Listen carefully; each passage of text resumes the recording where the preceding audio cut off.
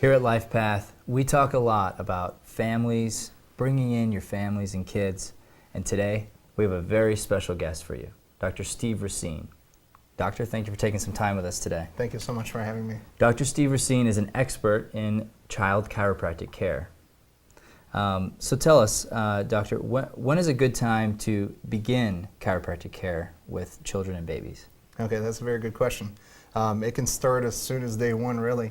I'll tell you about a German study. In 1987, they did a study on 1,250 babies. All babies were 5 days old. It must have been a miracle marketing-wise, but so they brought all these 5-day-old babies together, and here's what they found. After examining all babies, they found that the upper neck area, what's called the atlas or the C1, it's the top of the spine, 84% of those babies had misalignments to that area, creating neurological complications. Wow, 84%. 84%. And what that comes from is really the Western delivery process. When the mom is on her back delivering a baby, it basically closes down the birthing canal by 30 to 40%. Whereas in the older ways, or birthing pools or squatting, those types of delivery methods, it opens up the birthing canal and can make delivery much more simpler and easier. Okay, so it is a simple and safe process though, right? It is. The examination on a baby is quite simple. Not to make it sound like it's a cakewalk, but to a doctor that knows what they're doing, it's simple. As far as the treatment itself, it's gentle. Nobody is going to twist the baby's head or neck around. For my office, I use a tool, either an activator or an arthrostim, that puts a very gentle force into the baby's neck area. And for those chiropractors that do it via hand, it's a very light pressure with a thumb or a finger. So it's very gentle to the baby, and it can help wonderfully. Wow, that's reassuring. I know we're so protective of our kids, Yes. so it can be terrifying to think of a procedure, but that sounds actually quite nice. It is, and look, I'm not going to tell you that every chiropractor out there is comfortable with this, but most are. We're trained in school, and it goes along with the doctor's personality if they're willing to treat babies, but most of them are. Sure. Okay, well, I know for myself, somebody who's got a lot of wear and tear on their body, I need chiropractic often. How often are we going to have to bring our kids in to see the chiropractor? Right, well, that's interesting because, you know, if you're 5 years old, you're not going to have as much wear and tear like if you were 40 years old. So I'll just tell you how I do it at my office. A baby, let's say a few weeks, few months, maybe a year old, I'll say to the parent, let me check them over once or twice, and then you're good to go for maybe once a year, twice a year. But by the time they get into that age where they're playing sports, you know, baseball and soccer, football, and they're taking a lot of stumbles and fumbles, if you will, it could be a little bit more. It could be, you know, 3 or 4 times a year at that point. But they did a study in Australia that found that by the time you're 10 years old, you've had approximately 2,000 falls in your life. So it's important to get your child checked, even if they're symptom-free at that point. Because a lot of these neurological problems, bones going out of place in the spine, can be silent for a while. Okay. Now, are there any other studies or maybe some firsthand experience that you've had dealing with babies in the hospital, or some story that you can tell us that in regard to that? Sure.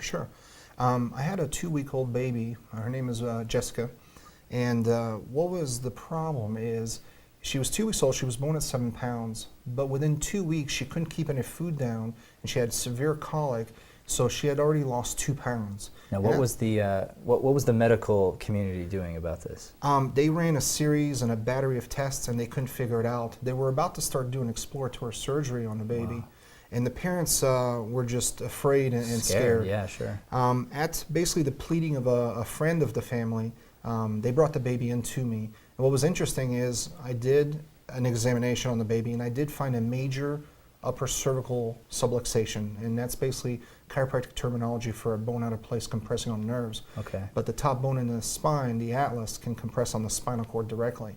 And when I found that to be the problem, and I treated very specifically that area very gently, she started to gain all of her health back. She started putting on weight again. She started to keep her food down. Within 2 weeks, not only had she gained her 2 pounds that she had lost, she had gained 1 additional pound. Wow. As a father, I can tell you I just got chills from that story. That's amazing. Do you have any other stories you can share with us?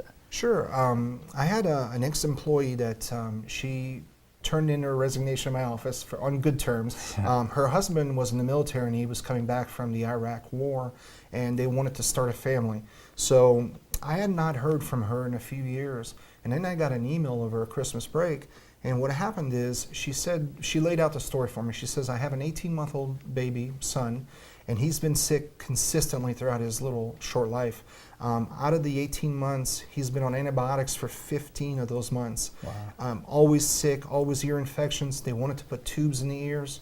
So I explained to her, I believe I can help. So on the first visit, I examined the child. I found an upper cervical problem compressing on nerves in the brainstem.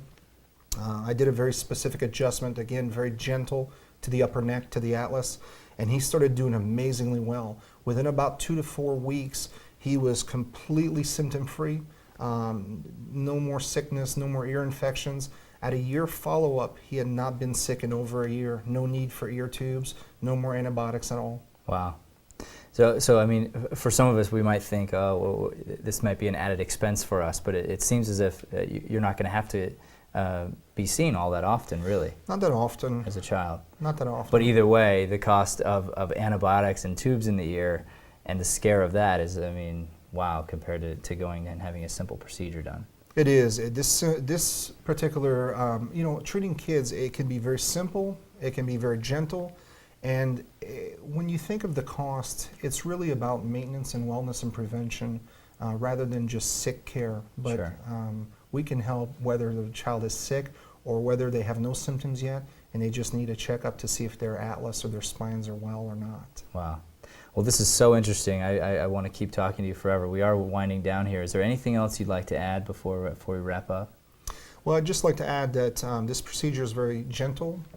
We're not going to twist the baby's head and neck around. Yeah. The parents can be afraid. They've heard maybe stories about chiropractic in the past, but this is very gentle, but it's very safe, and best of all, it's very effective. I mean, I've treated babies that were very sick, and I've treated also babies that, I know they're going to do well throughout their life because now we're getting their nervous system working properly. Wow. Excellent. Well, thank you so much for your time today, Thanks. Doctor. We really appreciate it. Thank you for having me. Sure appreciate having you. Thank you. Well, I think it's clear. We need to have our children in to see the chiropractor. So if you know anyone who has children or you yourself have children, please take them in.